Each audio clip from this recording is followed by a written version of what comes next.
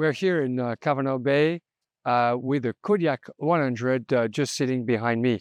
It's only 10 minutes away from Sandpoint, and we have been able this morning to install a defibrillator here on campground that is going to save lives and participate to what Idaho Aviation Association is putting together. I'm Austin Coe. I'm the caretaker here throughout the summer. I think it's a great thing to have here. You know, we're pretty far out here, so it is great to have a device like this to help save lives if we have an issue.